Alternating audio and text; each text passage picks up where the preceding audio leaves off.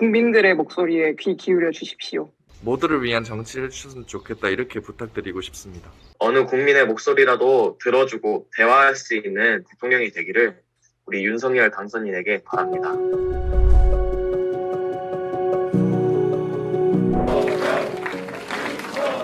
우리 국민과 대한민국 위해서 우리 모두 하나가 되어야 한다고 생각합니다.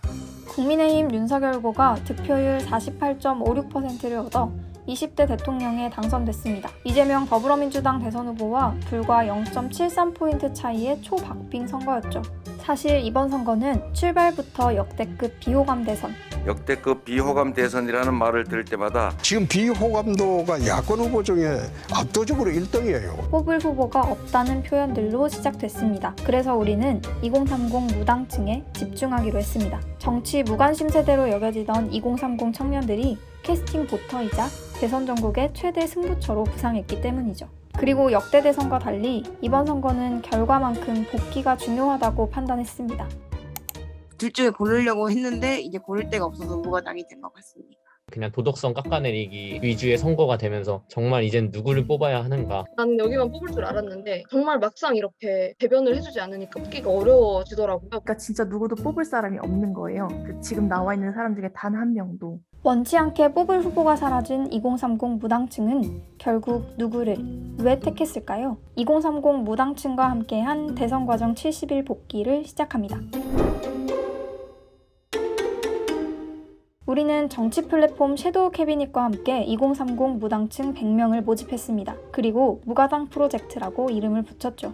각자 다양한 이유로 무당층이 된 무가당 멤버들은 첫 설문조사에서 이렇게 답했습니다. 내일이 대선 투표 날이라면 어떤 후보를 뽑으시겠습니까? 투표 69일 전 2030 무가당 멤버들 사이에선 심상정 후보가 23%로 가장 높았고 내일이 투표 날이라고 가정했는데도 아직 잘 모르겠다는 응답이 35%나 됐습니다. 후보를 결정하는데 가장 큰 부분을 차지하는 요인은? 이란 질문엔 후보의 자질과 능력을 가장 높게 평가했습니다.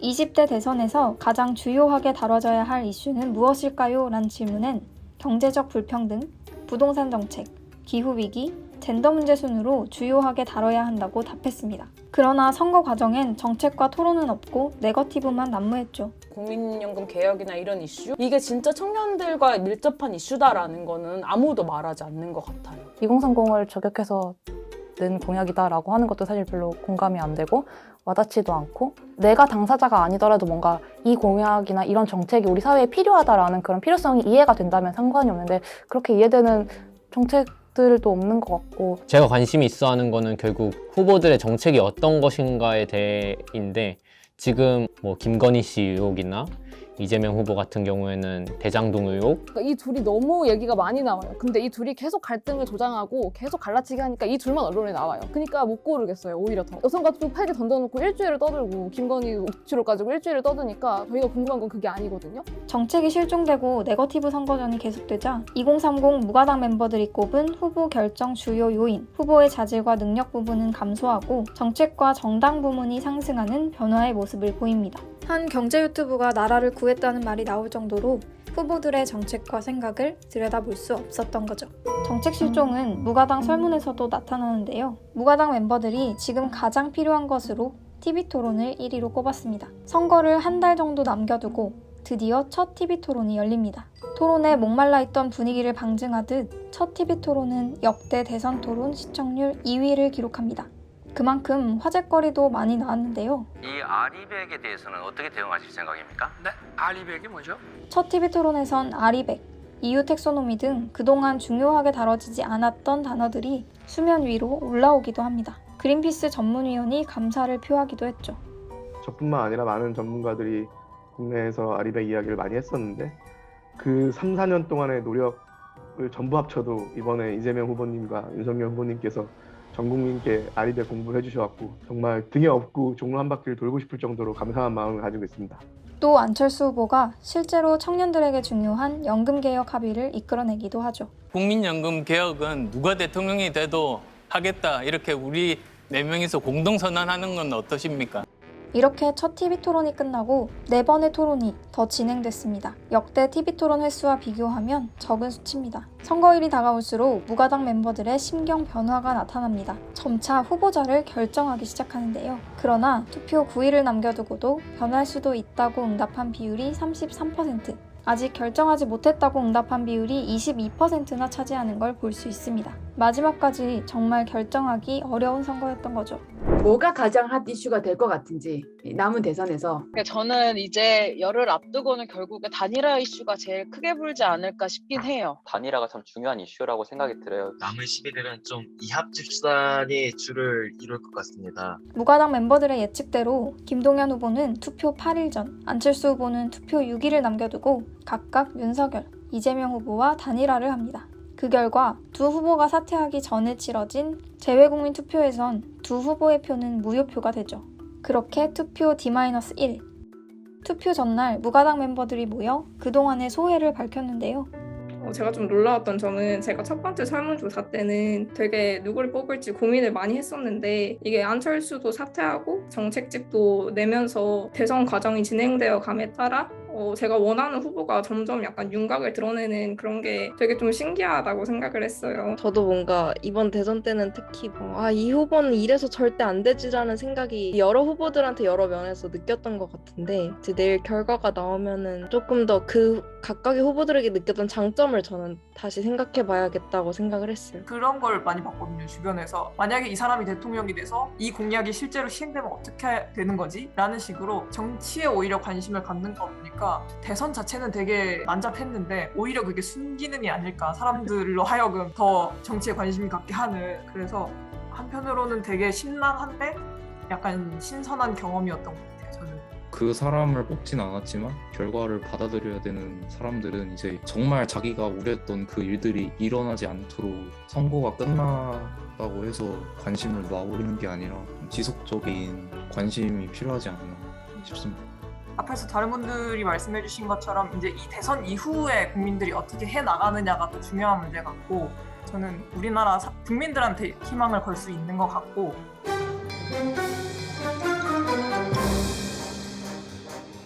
선거가 70일 전일 때와 비교하면 최종 투표 후보가 바뀌었나요? 라는 질문엔 후보를 결정하기 어려움이 많았지만 바뀌지 않았다는 비율이 54%로 가장 높았고 28%는 뽑고자 하는 후보가 바뀌었다고 답했습니다. 최종 투표 후보를 결정함에 있어 가장 큰 요인은? 이란 질문엔 43%로 전략적 투표가 가장 높게 나왔는데요. 기존 후보자의 자질과 능력, 정책 공약, 소속 정당에서 최종 전략적 투표로 변한 것을 볼 수 있습니다.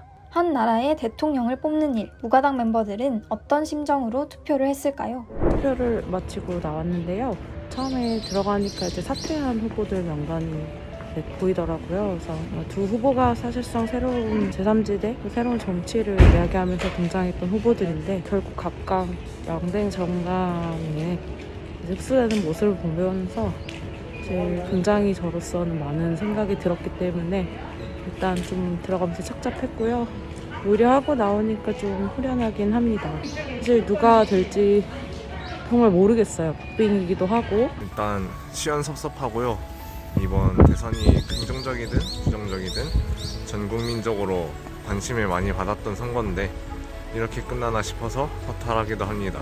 무가당 시작할 때는 투표할 후보를 정하지 못했는데 지금은 정해져서 그분께 투표를 하고 왔고요. 누가 되던 기대가 낮아서 조금만 잘해도 칭찬을 받으실 텐데 조금이라도 잘해주시길 바랍니다. 그리고 대통령이란 자리가 최고의 권력을 의미하는 게 아니라 최고의 감시를 받는 일꾼이다 라는 점 제발 유념하시면서 겸손하게 정부를 이끌어 주셨으면 합니다. 결국에는 자신의 소신 투표를 할 것인지 혹은 민주주의가 이제 좀 질이 나빠지는 것을 막는 투표를 할지에 대해서 굉장히 많은 고민을 했다라고 말씀을 드렸는데요. 경영에서 진행한 무가당 프로젝트에서의 고민이었고요. 토론을 하면서 이런 고민이 어느 정도 해소가 된 것 같습니다. 오늘 이제 밤이나 내일 새벽 정도가 되면은 어떻게 투표 결과가 나올지 당락이 이제 결정이 되겠죠. 어떤 분이 대통령이 되시던지 대통령으로 정식으로 취임을 하시기 이전에 공감 능력을 좀 키우시고 모두를 위한 정치를 해주셨으면 좋겠다 이렇게 부탁드리고 싶습니다. 이렇게 무가당 멤버들의 대선 투표는 끝이 났습니다. 2030의 표심은 어디로 향했을까요? 투표 전 각종 여론조사에서 20대는 윤석열 후보의 압승이라고 했지만 최종 방송 3사의 출구조사에선 이재명 후보의 20대 득표율 47.8%, 윤 후보는 45.5%로 오히려 이재명 후보가 2.3% 앞선 결과가 나옵니다. 30대에선 이 후보 46.3%, 윤 후보 48.1%로 이 후보가 1.8% 뒤지나 투표 전 30대 지지율 여론조사보다 격차가 줄어듭니다. 이를 반영하듯 무가당 멤버들 62%는 최종 이재명 후보에게 투표했습니다. 첫 설문과 비교해보면 이재명 후보로 표가 가장 많이 이동했고 윤석열 후보도 최종 5% 상승했습니다. 심상정 후보의 수치는 3% 감소합니다. 마지막으로 20대 대선 과정, 후보자들에 대한 검증이 충분히 이뤄진 것 같나요? 란 질문엔 비교적 검증되었다가 46%로 가장 높았고 최소한의 수준으로 검증 33%, 충분히 검증되었다 11%, 전혀 검증되지 않았다가 11%로 나타났습니다. 참 여러 가지를 느끼게 하는데요. 그 레임덕 없는 정부에서 야당 후보가 당선됐다는 것 자체가 좀 시사하는 바가 크다고 봅니다. 가장 크게 느낀 건 지지층 눈치만 보다가 원칙을 잃으면 어떻게 되는지 이번 대선을 통해서 잘 알 수 있었다 생각합니다. 특히 이번 선거에서 사전투표 그리고 투표율 수치가 저는 개인적으로 감동이었거든요. 여론만 보면 온통 정치에 회의적이고 냉소적인 줄 착각하기 쉬운 환경이라고 봐요. 근데 결국 투표장으로 가서 자신의 생각을 실천에 옮긴 다수의 선의는 여전히 작동 중이라는 걸 알 수 있었습니다. 이런 사람들의 선의를 양당이 좀 아전 인수하지 않길 바라게 되고 그런 점에서 저도 앞으로 계속 지켜볼 것 같습니다. 뭐 대통령 하나 바뀐다고 크게 바뀔 것 같지는 않다고 생각을 하면서도 이번 선거 결과가 좀 가지는 의미가 어느 정도 진보에 있어서 되게 크다고 생각을 해요. 진보의 기준에 일단 하던 운동 방식이나 그런 방식들이 현 세대들, 한 20, 30대들에게 그다지 큰 호응을 안 가져왔다는 사실이 조금 증명됐다고 생각이 들어요. 그래서 여론 수렴 방식의 어떤 패러다임을 바꾸지 않을까라고 생각이 들고 저와 다른 사람의 이야기를 조금 들을 수 있어서 좀 좋았다라고 생각이 들고 제가 생각했던 것보다 중도층이 많다라고 좀 느껴졌어요. 저는 다양한 사람들이 있다고 생각을 하고 어떤 스테레오타입 자체가 있어서는 안 된다고 생각을 해요. 그냥 있는 사람 그 자체가 결정하는 문제이지 어떤 스테레오타입으로 따로 단정짓기가 어렵다라고 생각을 해요. 230의 무당층은.